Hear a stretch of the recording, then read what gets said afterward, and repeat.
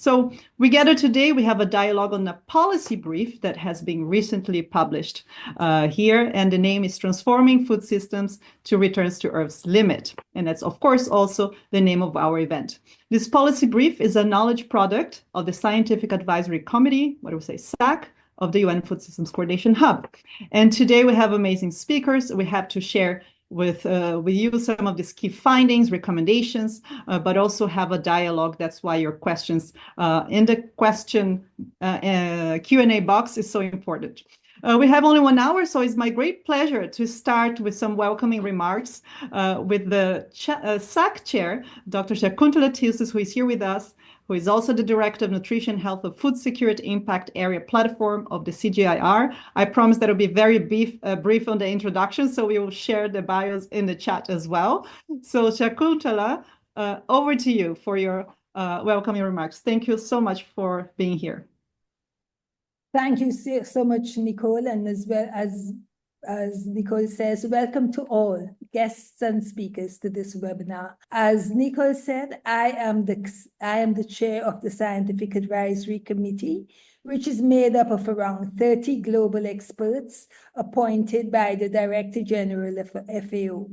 It includes the chair and a member of the scientific group of the UN Food Systems Summit 2021. Also present and past members of the high-level panel of experts on food security and nutrition of the Committee on World Food Security, and Dr. Maximo Torero-Collin, who is Chief Economist at FAO, is an ex officio member. The SAC is led by the chair and 4 co-chairs, and Jean-Francois, who you'll be hearing today presenting this policy brief, is one of the co-chairs. I commend the group for their excellent work on and to all SAC members for their contributions on this policy brief. Let me now hand over to Dr. Nicole De Paula, who is our moderator, as you have heard. We will very much like to hear from all of you in Q&A, but also if you can drop your questions or your comments in the box, so we'll get back to you later. Thank you so much. Over to you, Nicole. Thank you so much, Shakuntala, for these welcoming remarks. And of course, I think we have over 100 people here now and more people joining. So everybody's very curious to hear from Dr. Jean-Francois, who is the co-chair of the SAC, and also currently the international advisor of INRAE, the French National Institute for Agriculture, Environment and Food. The long bios that all of you have, they will be in the chat. So Jean-Francois, over to you to present the highlights of this policy brief that we're also going to share in the chat so everybody can have access. Thank you so much. You have 15 minutes. Thank you. Thank you so much, Nicole, and glad to welcome you for this presentation of this policy brief on planetary boundaries in food systems transformation. Let me briefly introduce the state of the global food system. It supports the livelihoods of over 1.2 billion people along the value chain going to consumers. But agricultural households constitute up of 2/3 of people living in extreme poverty worldwide. So we have this problem of poverty. However, food supply per capita has increased by more than 30% since 1961, with greater use of inputs, but also of water, soils, and leading to more animal proteins, increased food loss and waste, which now represent 25 to 30% of total food being produced. Despite that increase in the food supply per capita, we still have more than 730 million people that are chronically undernourished. Children stunting is high, much too high. 22% of children under 5 years are stunted. And we know that more than 1/3 of the world's population cannot afford a healthy diet. And moreover, we have overweight and obesity that contributes to the risk factor for non-communicable diseases. So I think we will hear more from Lenike about those public health problems in the food system. But in short, the global food system is in dire need of interventions for sustainable transformation. So how could we transform food systems to return to Earth's limits? This is studied by scientists who have defined the planetary boundaries concept if you stay within those planetary boundaries, you are within a safe operating space for humanity on Earth, because you are going to conserve the life support systems similar to those over the past 10,000 years. Planetary boundaries have strong links with the Sustainable Development Goals of Agenda 2030, but currently science provides evidence that 6 of the 9 planetary boundaries have already been transgressed, suggesting that we are well outside of the safe operating space for humanity. And we can show that the global food system is a major driver of the transgression of 5 of the boundaries concerning climate change, biosphere integrity, land use, freshwater use, nitrogen and phosphorus flows. And the situation is not likely to improve because by 2050, it is expected that the impacts of the food system would increase by 50–90%, reaching levels that are far beyond the planetary boundaries. On this graph, you can see this concept of safe operating space, which is in green. And when you have excess emission, for instance, you get outside of the planetary boundaries. So this is the case with the climate change boundary, where food systems contribute to 30% of anthropogenic CO2 emissions. It is the case for biodiversity, because for biosphere integrity limit to planetary boundary, agriculture is a primary driver of about 2/3 of species at risk of extinction. Land system change, we know that 80–90% of deforestation is caused and wetland loss are caused by agriculture. Freshwater abstraction from agriculture is a major driver of freshwater change, and the same with nitrogen and phosphorus flows in excess, which are largely caused by agriculture. We have one boundary, which is not yet well quantified. It's about novel chemical entities introduced in the biosphere. But we know that plastics, pesticides, and antibiotic use in the agri-food systems play a significant role. So the problem is that we get harm to people and environment when we are beyond the planetary boundaries. For instance, climate change is already affecting food security. On this burning amber graph, which has been produced by IPCC, you see that the changes with warming create some periodic food shocks across regions, and may even, after 3 degrees Celsius warming, create sustained food supply disruptions globally. We were in 2024 already at 1.5 degrees Celsius warming for a single year, which means we are entering in that region of risk with periodic food shocks. So stability of food supply is projected to decrease through extreme weather events. The most vulnerable people are likely to be more severely affected. This would amplify migration, both within countries and across borders. And we have, in addition, a problem with nutritional quality of crops because of increased atmospheric CO2 levels. So we have indeed a problem with this space for humanity, but it is also a justice problem. When we look at the donut model, which is illustrated on this graph, you have a limit, which is for the planetary boundaries.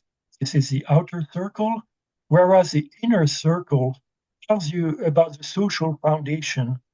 If you do not have enough food, health, education, income, work, then the social foundation is not ensured. So humanity should actually stay between the two circles. That's the concept of the donut model to have a safe and just operating space.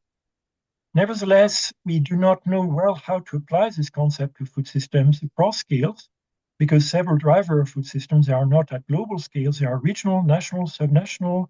They are also differentiated across geographies, and we know the burdens are effectively affecting developing countries, small island developing states, indigenous people, local communities, but also humans in vulnerable situations in the higher income countries.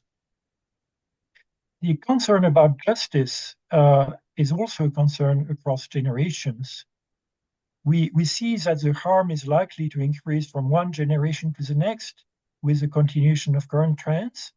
This would result in substantial negative outcomes for food security, biodiversity, water, human health, and would exacerbate climate change. Food system greenhouse gas emissions are likely to increase strongly by 30–40% by 2050, due to increased demand of food, income growth, and dietary change. So how could we feed the world's population by 2050 within planetary boundaries? There are some optimistic modeling studies that show that we could support 10.2 billion people within 4 planetary boundaries, but this assumes a holistic transformation of the food system with spatially redistributed cropland, improved management of water, nutrients, strong food waste reduction, strong dietary changes. There are some levers which are identified, like carbon sequestration, which could play a key role for the climate change boundary, but we know also of the many barriers to those levers. For instance, for agricultural carbon sequestration, it involves efficient monitoring systems and efficient institutions, and it would take some efforts to get there. So we still hope it is possible to feed the world population within the planetary boundaries, but we need more work, and I think we will hear from Thomas about this, on how we can develop socioeconomic policies and roadmaps to achieve these goals. Indeed, overcoming the food system polycrisis requires a science-based target-setting holistic approach. This was well indicated in a recent IPBES report on the nexus, showing that if we work on a single dimension without regard to other dimensions, like solely on food, but forgetting about climate change or water or biodiversity and human health, this results in trade-offs across these interrelated dimensions that form a nexus. What is reassuring is that the Agenda 2030 is already a nexus approach, and that during the UNFSF Stocktake +2, we heard from the report of the UN Secretary General that was integrating all those dimensions and showing how we can get a radical transformation of food systems across all those dimensions. So I think the direction is set with the UN Food Systems Summit and its stocktake, but we need to integrate the global targets in national pathways. For this, we need to have holistic frameworks and monitoring architectures. For instance, Food System Countdown is an initiative that tracks food system transformation across various domains. We have also some other approaches that integrate global targets within country-specific scenarios. And this emphasizes the need for policy coherence and also for participatory refinements, where those scenarios can be refined with all the stakeholders to meet both the national and the international goals. So I would conclude on the role of science. Science should increasingly inform the solutions. It should be able to translate the global scale assessments into actionable knowledge at national and local scales, while considering trade-offs, externalities, costs of not acting. And we need to have a participatory and holistic transformation process informed by science. And this needs to be established at a range of scales, from global to national and to local scale. This is why initiatives such as creating national science policy society interfaces for food system transformation could be quite effective, and some pilot countries have already started to establish those, but indeed much more remains to be done to advance food system transformation. Thank you. I would just like to show you the link, you have it in the chat also, to the policy brief, and thank all my colleagues involved in the development of this policy brief. I'll stop there. Back to you, Nicole. Thank you so much, Dr. Jean-Francois, for giving a lot of numbers and scientific aspects, but also to bring up the positive side that it is possible to do, and that's why we're here. We're trying. That's the role also even of the hub to push countries to fight for this transformation. So thank you so much also for being on time perfectly. We do have, I'm sure you're going to have time for questions. So I'm happy now to invite, we're going to have a discussion with the two of the co-authors. I'll start with Professor Thomas Hertel, who is this distinguished professor of agricultural economics at Purdue University and having his research focus on international trade, food, and environmental security. So Dr. Thomas, Professor Thomas, over to you. Great. Thank you very much, Dr. Paula. Dr. De Paula. Yeah, it's a pleasure to be part of this panel. I have just 5 minutes to make 2 points. So I'm wanting to bring the socioeconomic perspective on this. And my first point relates to the need for site-specific policy interventions. So the scientific analyses, which Dr. Susanna so masterfully gave an overview of, suggest that reconfiguring the global food system could allow us to achieve adequate nutrition for 10 billion people without further damaging the environment. That's a great starting point, but we need to bear in mind that the food system is made up of billions of consumers, more than 1 billion producers, and it's their individual actions and decisions that are going to shape the future of the global food system. So we require socioeconomic analyses to understand their decisions, understand what policies might shape them in the future, and understand how they might interact with one another through markets.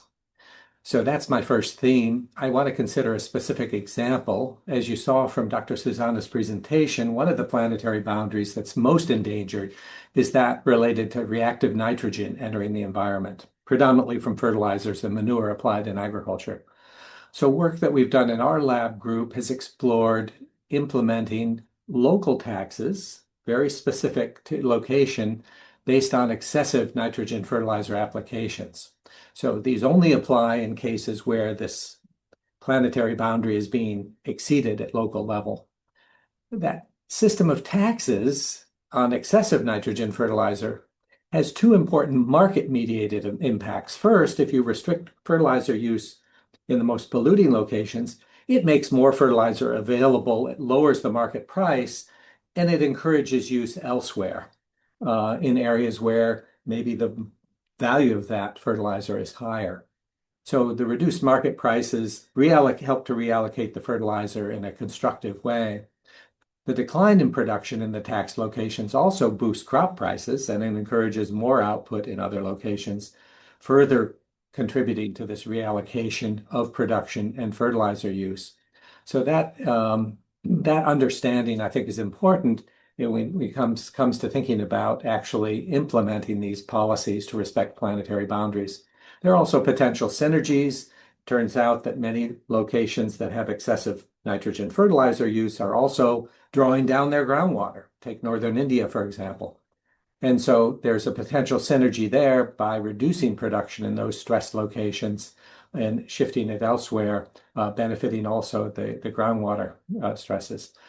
I'd like to turn specifically to the groundwater question and think about the second point, which is the need to take into account local labor market functioning.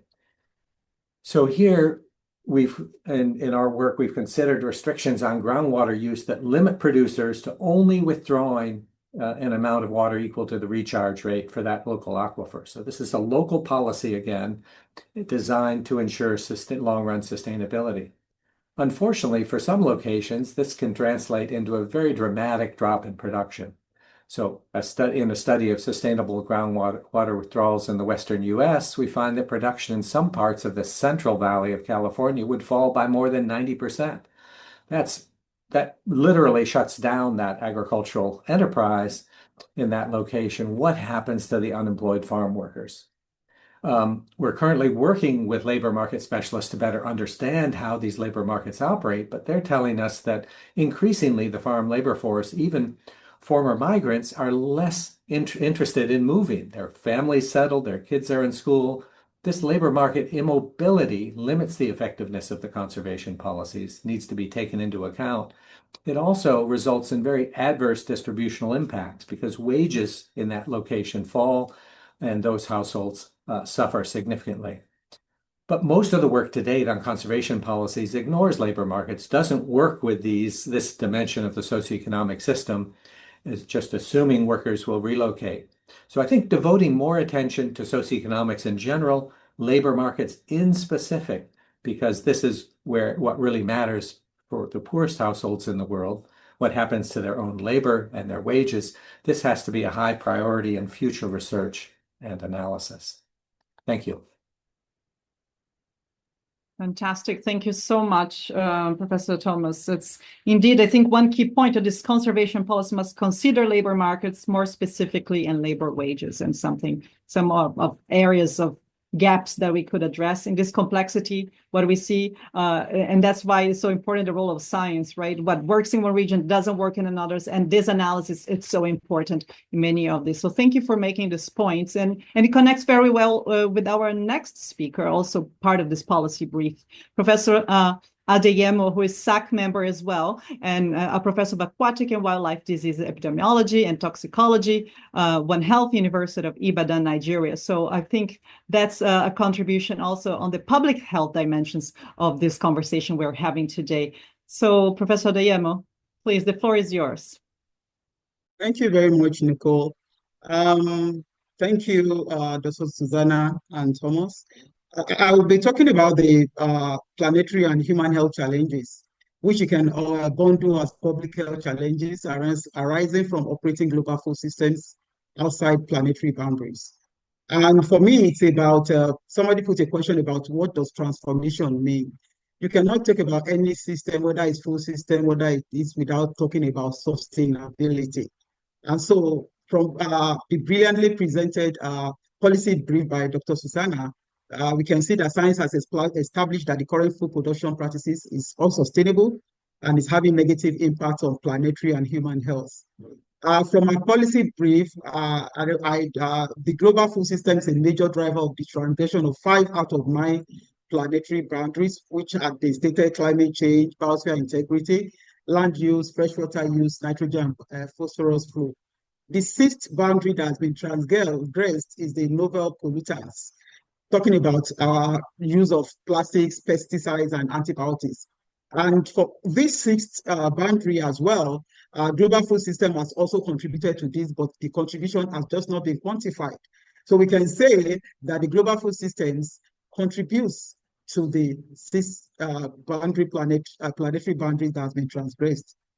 So operating global food systems outside planetary boundary limits pose significant environmental and planetary, because when you talk about planetary health, is people within the environmental domain that are actually coined the planetary world, and then human challenges. So including increased malnutrition, diet-related non-communicable diseases, agricultural pollution-linked illnesses, decreased biodiversity, water availability and quality, etc., etc. Already, we can see that climate change is affecting food availability through increasing temperatures, changing precipitation patterns, greater frequency of extreme events, as well as creating favorable conditions for the spread of foodborne disease and increasing the rates of outbreaks. So for me, I think for us to talk about the challenges, we need to see how do we address these challenges. And for somebody in the One Health domain, a holistic approach that considers, when we are talking about food system transformation, we have to consider that food security and nutrition is connected inextricably with environmental sustainability, planetary health, animal and human health. And I will always say animal health as well, because my background is veterinary medicine. So this approach has to implement systemic and more participatory methods to engage a wider range of stakeholders. Dr. Etta just talked about socioeconomic aspect of our food security and nutrition and food system transformation. So we're talking about across disciplinary and sectoral divides. This approach also needs to change from individual single-less focus agenda to cooperative strategies, which considers the different components of the current global food systems and their interactions. How does this aspect of the global food system interact with planetary health, for example, animal health, human health, so that we ensure that when we have the benefits, we have maximum co-benefits across the different sectors as well. It is very important to know that the holistic approach that I'm talking about is crucial, not only in practice, it's crucial in research.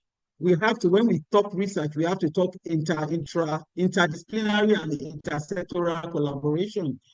In practice as well, we have to talk about participatory and community engagement.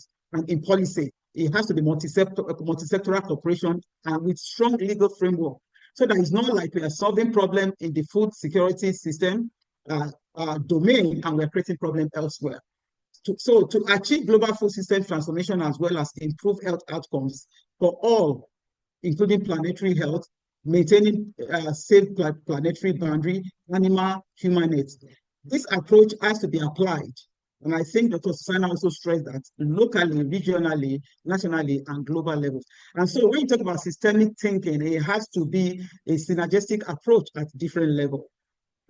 In conclusion, I think I will joke by saying that when you talk about in our domain, so between the veterinarians and people in environmental science, you hear environmental science still saying planetary health.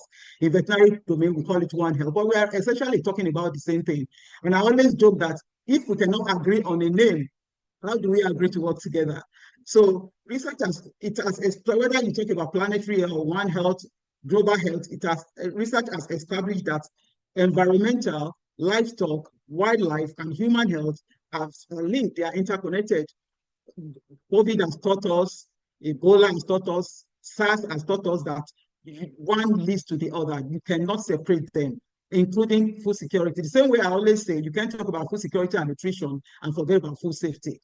So everything is connected, and I think that it has to have effect when we are thinking. So as we seek intervention, as we said, towards the transformation of the global food system, we must be intentional about applying system thinking in our approach in practice and policy for sustainable food systems transformation, as well as ensuring that planetary boundaries are maintained within a safe limit. It's essential that planetary health is placed at the center of a redesigned global food system transformation strategy, so that it will also help to ensure improved health outcomes for humans, wildlife, and livestock. Thank you very much for the opportunity. Thank you, Professor Deyemo, and great. We have a great start here, and I see we have and thank you so much for being on time. The issue of health, of course, and I also experienced myself when people cannot agree on the names, it's hard to move forward, but indeed that's not the essential. The essential that we take these issues holistic. One question that I see also appearing a lot, maybe for the panel to reflect a bit, is when we have to do everything at once at the same time, it's sometimes hard to prioritize. And one of the questions that we say, maybe if you have an insight that you could share, what their recommendations. Now, when we have such a large topic, planetary boundaries, there's a lot of feeling of powerlessness, in general. So I think you gave, of course, many parts of the answers, yes, but this issue of how to prioritize when you're talking to decision makers, it's a topic that appears very often, and it's probably also our job here to help to digest such a complex science that we have before. And most of this, as you're saying, Dr. Jean-Francois mentioning that, of course, some of the things are still not clear. We're trying to conceptualize the planetary boundaries, but the numbers, and it's not an easy task, and there is still some uncertainties. So maybe there is a comment that you would like to share on that, on the prioritization. I see, and please use we have 10 minutes, around 10 minutes for questions. And I see one here in the chat, but it would be good to use the Q&A so we don't mix the chat. But here I see a question on how can we design regional and national food systems that ensure environmental and social justice within secure planetary boundaries, take into account the specificities of vulnerable groups and local communities. Also, a lot of conversation of how do we engage, indigenous peoples. And we heard a little bit on gender, but that's one of the questions appearing here. How do we include vulnerable groups in this conversation? I think also a lot on the science as well. I don't know. I think here, let me see if I have more on the conceptual understood different by different people. How does the SAC understand transformation? I think Professor Olanik, you mentioned a little bit. But I would like to open back to all our speakers so far. Then we still have one more that will help us to conclude everything, Akiko. I'll give you this job. No, I'm kidding. It's just you're not going to summarize everything. But before we go, would you like to bring another point? Maybe you didn't complete, but on this issue of prioritization of the vulnerable communities, if we could maybe go back to, we go in order with Dr. Jean-Francois and starting, maybe another point you would like to react. Yes, thank you. So when we present those issues, they seem hugely complex. And I agree with Thomas and Olanik that even the presentation is falling short of some of the issues like socioeconomics and planetary health. So it's even more complex than what I could introduce. But the good news is that many things come together when you look at the solutions. In fact, there are not so many solutions because they form this nexus. And you need to go in a certain direction. And that direction we know quite well today. we can show that in each world region, in each country, presumably almost in each local community, there are ways to transform food systems that would be beneficial even at global scale and would help us collectively to have a safe and just operating space for humanity. The problem is, as stated by Thomas, is that it involves billions of people. It involves multiple dimensions. And we get lost, if I may say, lost in translation of science into how practically you can do things. So talking with indigenous people that have their own knowledge on how to live sustainably for centuries is extremely important, I guess. But the main issue is, and I'm afraid I'm going back to you, Nicole, as food system transformation coordination hub, because the main problem we are facing collectively is how do we manage this huge transformation which is needed. So certainly the food system summits and their stocktake are very important milestones, but they should be considered at the highest level possible politically and by all stakeholders to achieve really transformation. Thank you so much, Dr. Jean-François. And I think also to give in the context why we're here, we do have, a policy momentum. The countries will get, since 2021, the UN had the UN Food System Summit that started this, of course, didn't start the whole conversation, but the concept of food systems, right, to be in a more inclusive way. There's so many sectors being part of it. In 2023, had the first time the countries gathered under the stocktake moment we called that. That's what the UN Food Systems Coordination Hubs coordinates. And now in July this year is the second time the countries will be together. So this is the context that we're talking about, that ideally we're using these high-level panels and science to try to guide this transformation, maybe prioritize. So thanks for bringing, and I'll go back. Maybe Thomas, you also like to complement, right? Yeah. So great question about where to go first. How can we tackle this very challenging problem? I think one thing that I emphasized in those brief remarks was that there are, in some cases, synergies. So if there's a policy such as reducing excessive nitrogen fertilizer applications that also benefits groundwater, that would be a beneficial direction to go. But I actually want to start with each of us. We are part of those billions of consumers out there driving the food system. If we don't buy it, it doesn't get made. So our individual consumption choices are something we can have an immediate impact on, and it's not just what we eat, but what we waste. And that's been emphasized time and again by many of these high-level panels, that that's a good place to start. It is a place where all of us can have an immediate impact. And I think all of these food system transformation studies that are being published now highlight front and center the importance of changing consumption patterns. So in some cases, that means shifting from having so much beef in your diet to other options. It certainly includes cutting back on food waste, which is a big deal. Of course, also waste elsewhere and losses elsewhere in the system, post-harvest losses and whatnot. So I think there are steps we can all make individually every day that will make a big difference too. Thank you. Thank you so much. Now, what we eat and also what we waste, and of course, a lot of individual responsibility as well.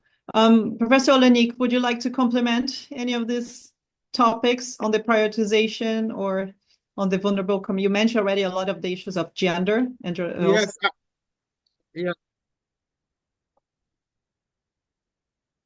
Yeah, you cut out a little bit. I don't know if it's my internet or yours, but I think one of the things that when you look at the problem, it seems so huge, but it's about domesticating the problem. Let's start from, like everybody has said, bite sizes. For me, being a One Health expert is being open to promoting other disciplines, being aware that social sciences, political sciences all have roles to play when you talk about food security and nutrition. You can't focus only on agricultural production. because if that is the only focus, then that's what has brought us to where we are right now. So we have to be open to see the non-core science aspect of food production, food system transformation. And for me, more than any other thing, to actually start locally, breaking down the silos, whether it's research, whether it's in practice, because people bring different lens view. And when we break down the silos and we agree to work together, especially with hard science, core science, and social sciences, then we can make more progress. And then most of our outcome will be more of result-driven solution provision rather than just a one lens way of doing things as we've always done. I yield, Nico. Thank you. Start locally, and of course, the interdisciplinarity. I think it connects. We have time for one comment here, one more question, because I think it's also the goal of our webinar. We are uniting different disciplines, different groups. We have a comment first here. An important element to be studied is the case studies reconstruction, food systems and planetary boundaries after conflicts and wars.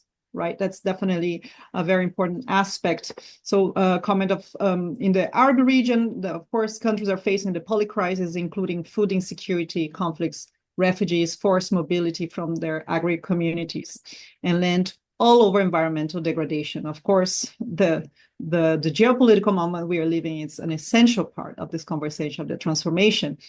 That is a hard one. And another question here that connects with our conversation now is that I would like to understand, how do you reconcile the concepts widespread in the scientific community, like planetary boundaries, but not yet agreed by member states at the multilateral negotiations arena?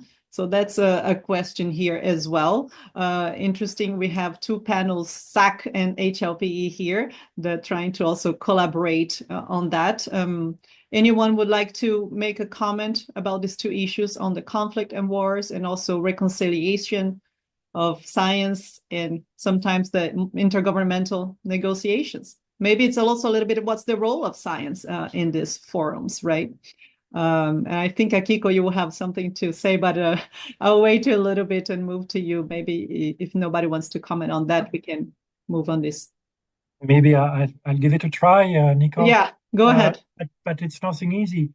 We really have protracted situations of food insecurity, chronic undernourishment, conflicts that are more and more connected with extreme weather events, with droughts, with floods, and so on. And how can you deal with this? I think we have to look into disaster risk management. And this means it would be highly useful to have an understanding of where those disasters may happen. What is the likelihood of having those triggers, like climate triggers of conflicts and such hunger situations? If we did this, maybe we could have better prevention, anticipatory strategies, so that you would not go all the way down to the conflicts and the wars, but you would have some ways of stopping it, because you would anticipate and you would be able to build back better and also to regenerate the land before it is really a disaster. So I think that's an important dimension. We know it's very difficult. And then the role of science. In fact, the role of science is essential if we all work together, because we can provide the vision of where to go. I think we can explain what is the direction, but then you need, in fact, to have those interface with policies, and having global interface is needed, but it's not enough.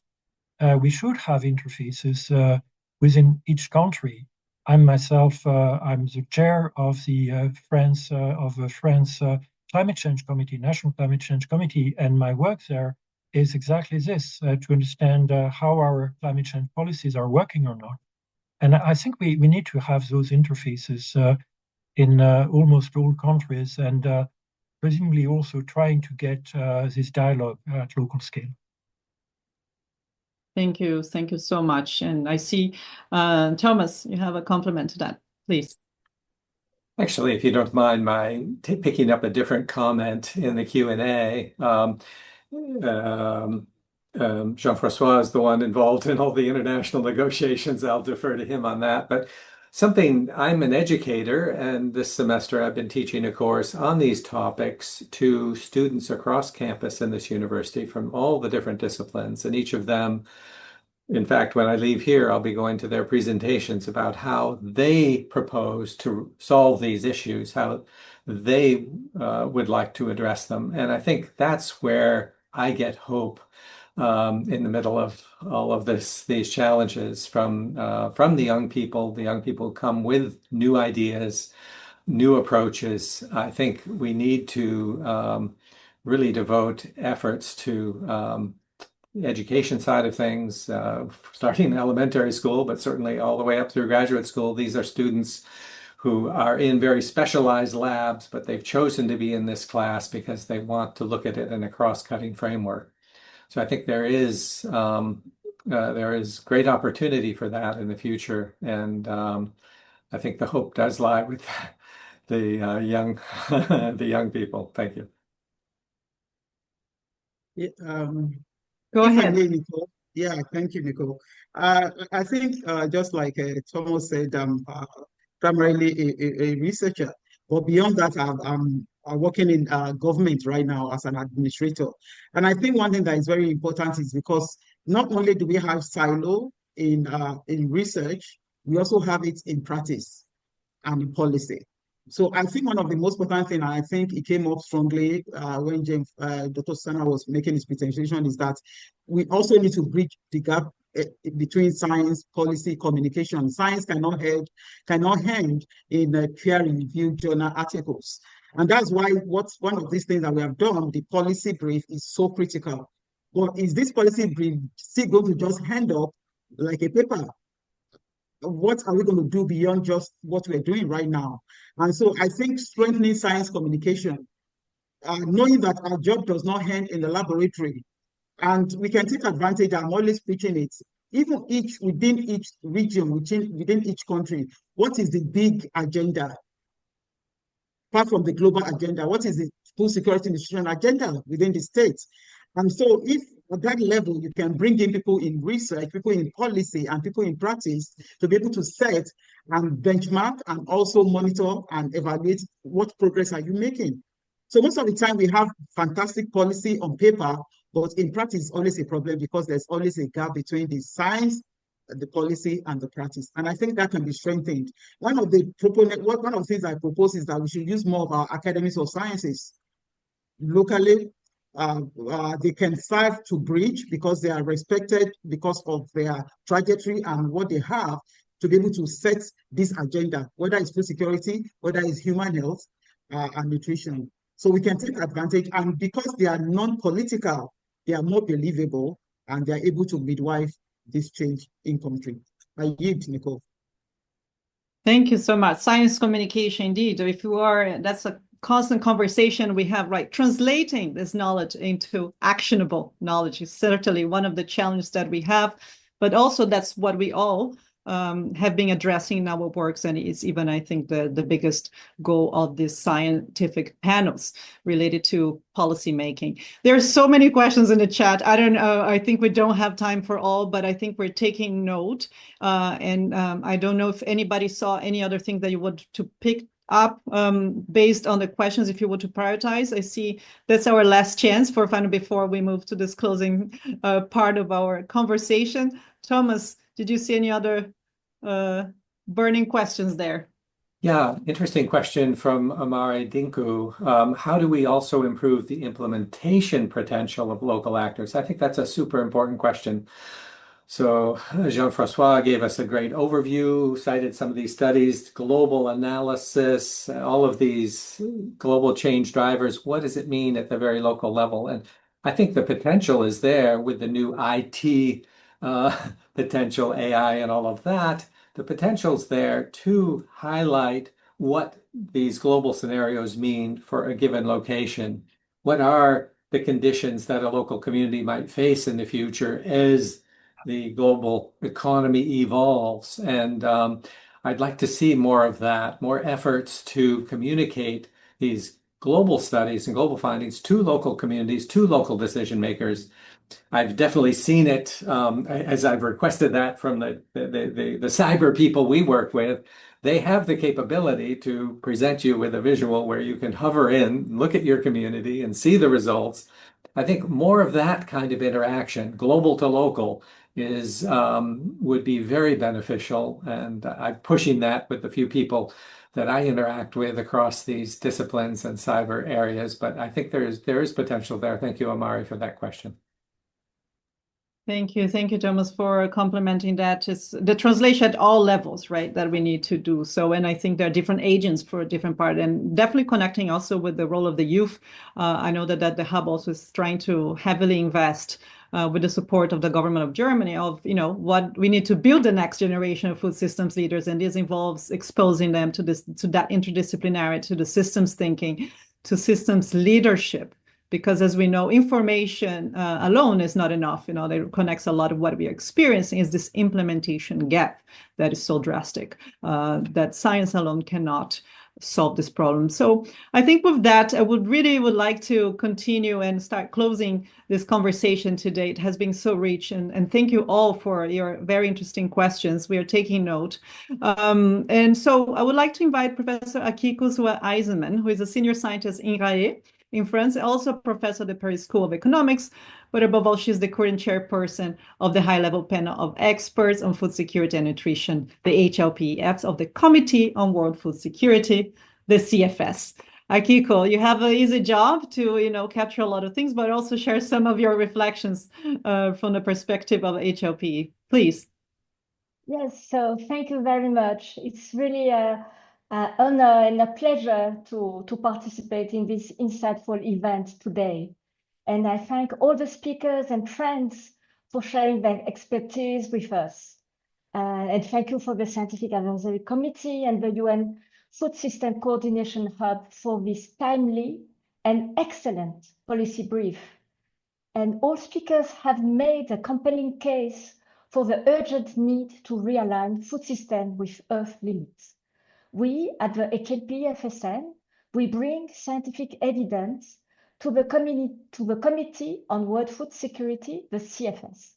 We strongly agree with this policy brief. We highlight the main message once more. Overcoming the food system polycrisis requires a systemic and participatory approach. Food systems must be able to ensure food security and nutrition for all now and in the future. Returning the food system within Earth limits is not easy. It means changing the way and place we produce and the way we consume. But we did this before when we intensified agriculture based on industrial processes and championed the Green Revolution. These brought major transformation to the food system, providing cheap food to a large number of people.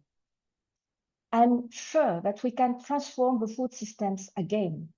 We need to do it now for the planet and for the reason that Olenike said, which is people's health. The current intensive food system is also the main driver of the rise of the non-infectious diseases that are related to food, such as iron deficiency, obesity, diabetes, and related cardiovascular disease and colorectal cancer. These are spreading in all countries, north and south, among the youth and the poor. This is a major public health issue. The world needs less empty calories and more nutrition-dense food, such as legumes, nuts, vegetables, and fruits.